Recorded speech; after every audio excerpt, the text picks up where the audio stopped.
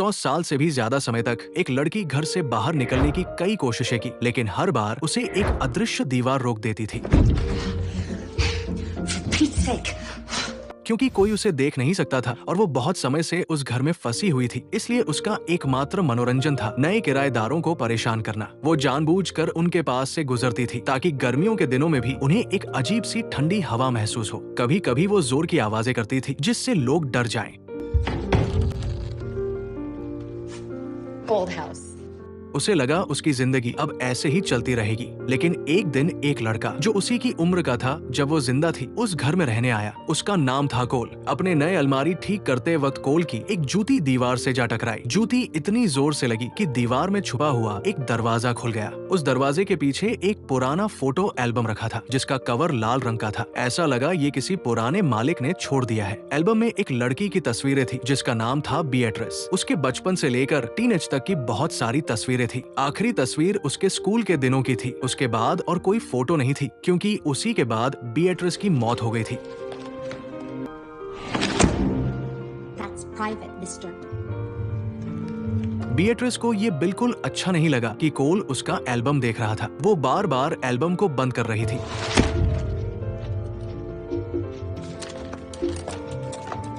लेकिन जब कोल फिर से एल्बम खोलने की कोशिश की तो उसके अंदर से एक अंगूठी नीचे गिर गई। वो कारपेट पर गिरी, इसलिए आवाज नहीं हुई और कोल को उस रात पता नहीं चला। अगली सुबह कॉलेज जाते वक्त उसे अपने पैर में कुछ चुभा। नीचे देखा तो वो एक अजीब सी अंगूठी थी। उसमें 4 हरे रंग के एमराल्ड लगे थे जो सूरज की रोशनी में चमक रहे थे। साफ था कि वो अंगूठी बहुत कीमती थी। जिज्ञासावश कोल ने अंगूठी पहन ली और उसी पल बीएट्रिस उसके पीछे प्रकट हो गई।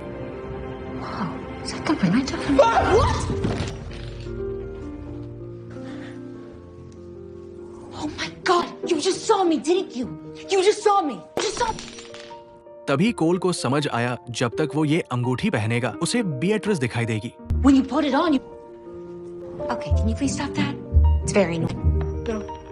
जब उसे यकीन हो गया ये उसकी कल्पना नहीं है तो उसने घबराकर अंगूठी फेंक दी। फिर उसने एल्बम दोबारा खोला और देखा जो भूत उसने देखा था वो बिल्कुल उसी लड़की जैसी दिखती है जिसकी तस्वीरें एल्बम में थी। उधर जो अंगूठी उसने जमीन पर फेंकी थी वो धीरे धीरे हवा में उठने लगी और वही हवा में रुक गई। कोल ने फिर से वो अंगूठी उठाई और पहन ली। Okay, okay, okay. Can you please just keep the ring on this time, please? Thank you. 100 साल से भी ज्यादा समय बाद पहली बार कोई बीएट्रिस को देख पा रहा था। बीएट्रिस ने धीरे धीरे और थोड़ी गुजारिश भरी आवाज में कोल से कहा वो अंगूठी न उतारे, लेकिन कोल बहुत डरा हुआ था। वो लंबे समय तक बिस्तर पर बैठा रहा, खुद को शांत करने की कोशिश करता रहा। फिर आखिरकार उसने बीएट्रिस से पूछा तुम यहाँ कैसे फंसी? बीएट्रिस ने बताया 1930 में उसने एक म्यूजियम से एक अंगूठी चुरा ली थी। जैसे ही वो म्यूजियम के गेट पर खड़ी होकर उस अंगूठी को निहार रही थी, अचानक एक कार ने उसे टक्कर मार दी और जब उसे होश आया तो वो अपने बेडरूम में थी। उसी दिन से वो इस घर में फंसी हुई है और किसी भी तरफ से बाहर नहीं निकल सकती। बीएट्रिस हमेशा खुश रहती थी और कोल से बातें करने के लिए उत्साहित रहती थी, लेकिन कोल किसी भूत से दोस्ती नहीं करना चाहता था। उसने बीएट्रिस से कहा बेहतर होगा अगर हम दोनों एक दूसरे को नजरअंदाज करें और ऐसे रहें जैसे दूसरा है ही नहीं। बीएट्रिस ने बाहर से तो दिखाया कि उसे फर्क नहीं पड़ता और उसने कोल की बात मान ली, लेकिन जब कोल होमवर्क कर रहा था तब वो जानबूझकर आवाजें करने लगी ताकि उसे परेशान कर सके। What are you doing? Who is this pretty lady? It's Taylor Swift. Taylor Swift. Is she a family friend?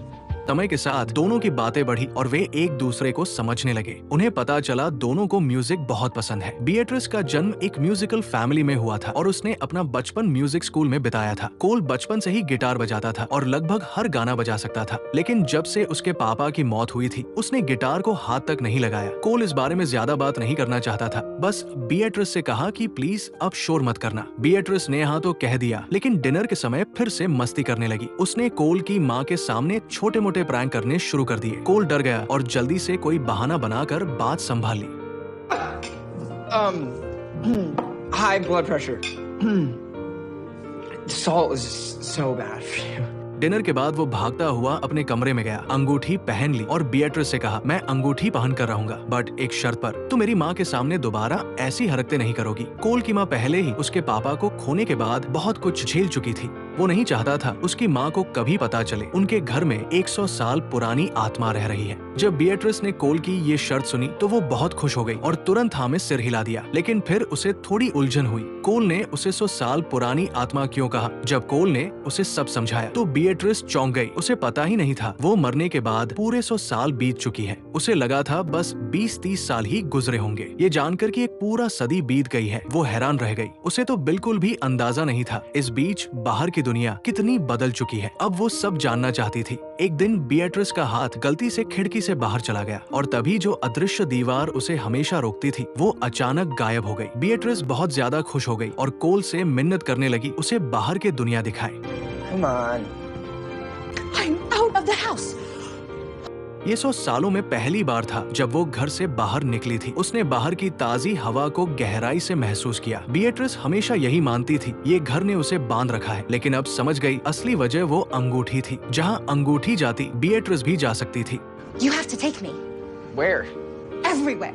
कोल उसे सड़क पर ले गया और आसपास की हर चीज के बारे में समझाने लगा। वे एक म्यूजिक स्टोर में गए जहां बिएट्रिस ने आज का मॉडर्न म्यूजिक सुना। फिर उन्होंने इंटरनेट की मदद से उसे दुनिया में आए बदलाव समझाए, जैसे ब्लैक एंड व्हाइट टीवी से लेकर स्मार्टफोन और स्मार्ट वॉच तक। बिएट्रिस ये सब देखकर बहुत ही चकित रह गई। उसे स्मार्टफोन सबसे ज्यादा पसंद आया, जिसमें हजारों गाने एक छोटी सी जेब में रखे जा सकते थे। अगले दिन घोस्ट वैली हाई स्कूल में कॉस्ट्यूम फेस्टिवल होने वाला था। बिएट्रिस वहाँ जाना चाहती थी। उसे ये भी देखना था उसका पुराना स्कूल अब कैसा दिखता है। कोल ने हंसते हुए कहा, ये मुमकिन नहीं है, बाकी सब तो बस भूत की तरह कपड़े पहनेंगे, लेकिन मैं असली भूत को कैसे साथ ले जा सकता हूँ? फिर भी भले ही उसने ना कहा था। अगले दिन कोल बिएट्रिस को अपने साथ स्कूल ले गया। जैसे ही वे स्कूल पहुँचे, लीडिया नाम की एक लड़की ने कोल को रोक लिया। बिएट्रिस कोल के पास खड़ी हो गई और मजाक में पूछने लगी, क्या ये तुम्हारी गर्लफ्रेंड है? भले ही सिर्फ कोल ही बिएट्रिस को देख सकता था, लेकिन उसकी बातें सुनकर कोल शर्म से लाल हो गया। उसी पल लीडिया को कुछ अजीब महसूस हुआ। उसे कोल के आसपास कोई अजीब सी ऊर्जा लगी। कोल ने जल्दी से अंगूठी उतार दी और कहा, कुछ भी नहीं है। लेकिन लीडिया ने उस अंगूठी को देख लिया था। उसे लगा ये अंगूठी कुछ जानी पहचानी लग रही है। वो तुरंत अपने दादाजी की पुरानी एंटीक दुकान पर गई और एक पुरानी किताब निकाली और सच में उस किताब में उस अंगूठी के बारे में पूरी जानकारी लिखी हुई थी। उस अंगूठी का नाम था लवर्स रिंग। इसे बहुत पहले एक राजा ने बनवाया था और ये असल में 2 अंगूठियों का एक जोड़ा था। एक पुरानी कहानी के अनुसार जिसने भी इन दोनों अंगूठियों को अलग करेगा उसकी जल्दी मौत हो जाएगी और मरने के बाद उसकी आत्मा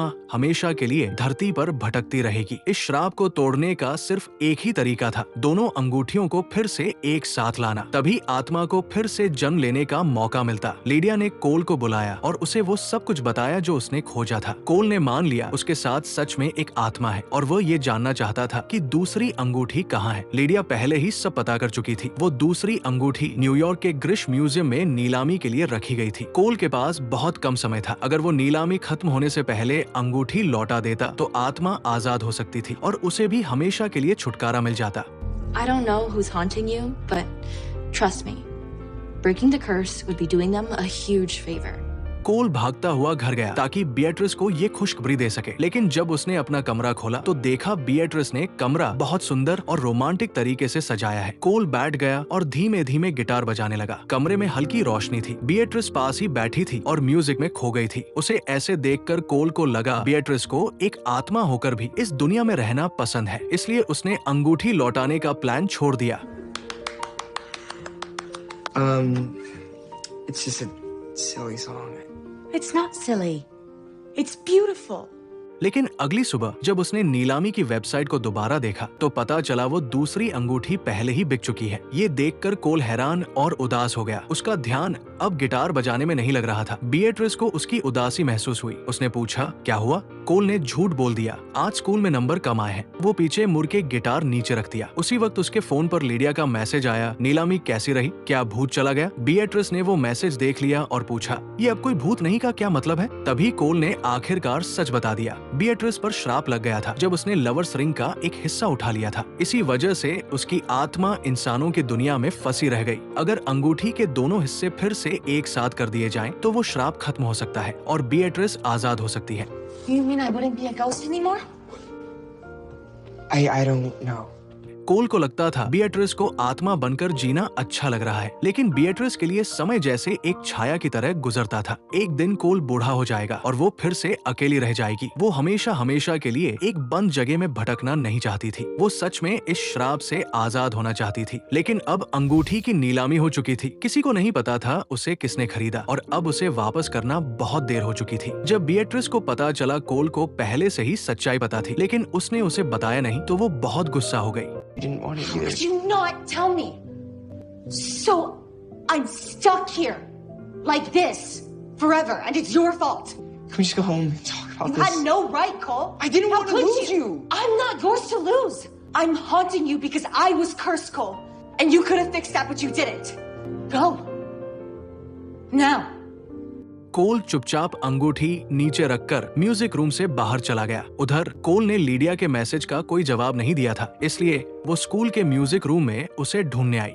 लेकिन वहाँ उसने देखा पियानो की चाबियां अपने आप बज रही थी। लीडिया जरा भी नहीं डरी। उसने पियानो पर रखी अंगूठी उठाई और अपनी उंगली में पहन ली। फिर उसने बिएट्रिस को समझाया कि कोल बुरा लड़का नहीं है, वो बस बहुत अकेला था और बिएट्रिस जैसी प्यारी दोस्त को खोना नहीं चाहता था। उधर घर में कोल अपने पिता की एक पुरानी तस्वीर देख रहा था और चुपचाप रो रहा था। उसकी माँ, जो खुद भी दुखी थी, कहा जो चले गए हैं उन्हें जाने दो। जब उनकी याद आए तो वो अच्छे पल याद करना। किसी को याद करना सिर्फ ये दिखाता है कि तुमने कभी उन्हें बहुत प्यार किया था। माँ की बातें सुनकर कोल समझ गया अब उसे क्या करना है। उसने नीलामी वालों से संपर्क किया और पूछा कि अंगूठी किसने खरीदी है, लेकिन उन्होंने खरीदार की जानकारी देने से इनकार कर दिया। हाँ, उन्होंने ये जरूर बताया कि वो पार्सल अभी भेजी नहीं गई है, उसे अगली सुबह भेजा जाएगा। इसका मतलब अंगूठी अभी भी म्यूजियम में ही है। कोल भागता हुआ फिर से म्यूजिक रूम में गया और बिएट्रिस को ये खबर दी। लीडिया की मदद से वे दोनों रात भर सफर करके न्यूयॉर्क के म्यूजियम पहुंचे। बिएट्रिस ने अपने भूत वाले जादू से हर दरवाजा खोल दिया जहां भी उन्हें जाना था। नीलामी नंबर की मदद से उन्होंने गोदाम में वो बॉक्स खोज लिया जिसमें अंगूठी थी। जैसे ही उन्होंने बॉक्स खोला, बिएट्रिस ने तुरंत पहचान लिया कि ये वही दूसरी आधी अंगूठी है। कोल ने धीरे से पूछा, क्या तुम तैयार हो? बिएट्रिस ने उसकी तरफ देखा और धीरे से सिर हिलाया। जैसे ही कोल अंगूठी उतारकर बॉक्स में रखने वाला था, बिएट्रिस ने उसे रोक लिया। उसने कहा, एक आखिरी काम है जो उसे करना है, वरना उसे दोबारा कभी मौका नहीं मिलेगा।